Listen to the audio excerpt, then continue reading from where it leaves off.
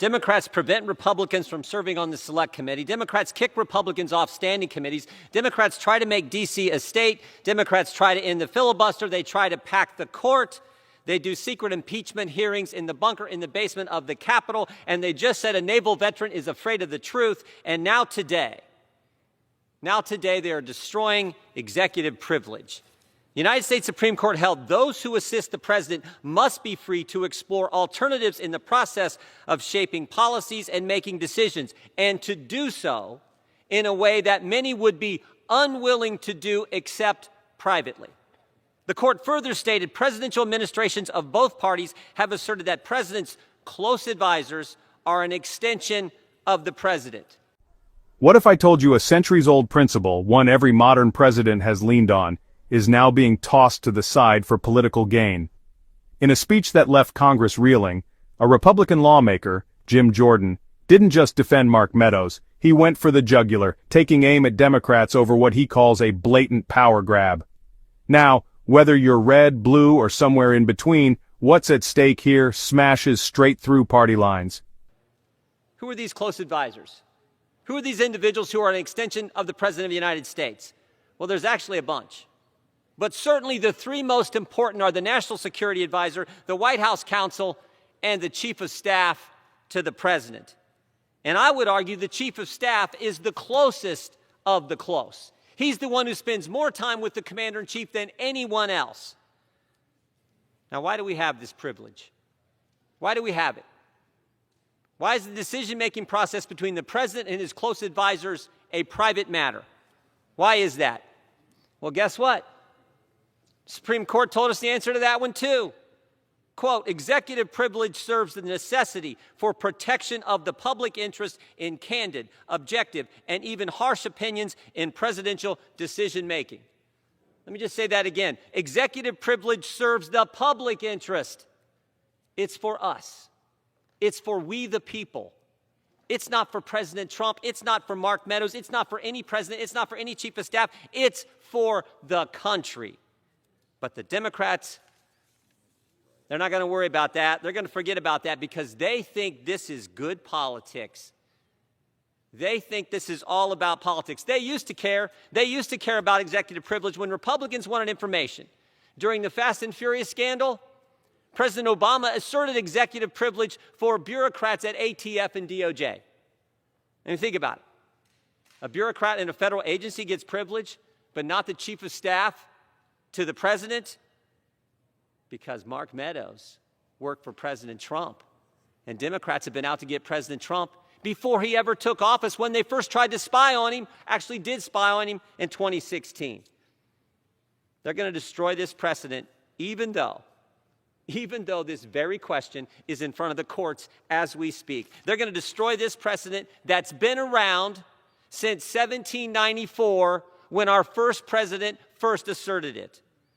And for what? What did Mark Meadows do? He gave the committee thousands of emails. He gave the committee thousands of text messages. And he agreed to come in front of the committee and answer any question as long as it didn't violate executive privilege. The privilege that's not his to waive, it belongs to the president. The privilege that the court said is critical to executive decision-making. The privilege that exists for the benefit of we, the people, and the privilege that's been around since George Washington asserted it. But Democrats says, nope, not good enough, Mr. Meadows. You've got to come in and answer any and every question we ask you, or we're going to try to put you in prison. It's disgusting. It is so disgusting. Think about it. We weren't allowed to know who the anonymous, so-called anonymous whistleblower was when they tried to impeach President Trump, did impeach President Trump, but Democrats can destroy executive privilege? We weren't allowed to, the country wasn't allowed to know what took place in that bunker in the basement of the Capitol during impeachment, but they get to know any and everything they want about conversations between the president and his top advisor. This is so wrong. Democrats on the Select Committee, they also can't make up their minds. Make no mistake. When Democrats vote in favor of this resolution, it is a vote to put a good man in prison. That is what don't pretend to argue either. Don't even attempt the argument. No.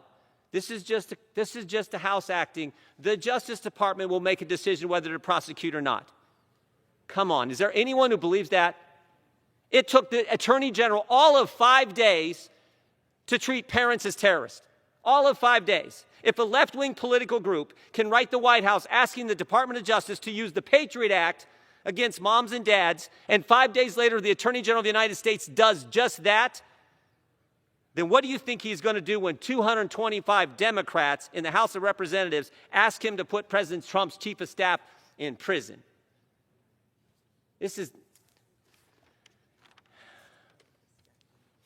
I've been in Congress a while, 15 years. I've seen Democrats weaponize the government to attack their political opponents. 10 years ago, they used the IRS to target good people around this country, good conservative people. 5 years ago, they used the FBI to spy on, abused the FISA process, used the FBI to spy on President Trump's campaign. 2 months ago, it was the Department of Justice using the Counterterrorism Division at the FBI to put a threat tag, a label, a designation on parents who had the gall to go speak up at a school board meetings and defend their kids, speak out against some crazy curriculum. And now they're destroying executive privilege. Now they're attacking that. And this might be the worst. But here's where the real heat comes in. Jordan claims secret impeachment hearings and procedural tricks are being used to silence opposition. Is it political theater? He draws a bigger picture, linking this to past scandals. The IRS targeting conservatives, the FBI labeling parents as threats. The argument?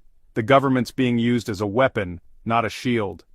And when it comes down to it, Jordan says this isn't just about one man, it's about protecting the office of the presidency. If Congress doesn't step back, he warns, the damage could be permanent. So, do you see this as a principled stand for the Constitution, or just more partisan brawling? Let me know what you think in the comments.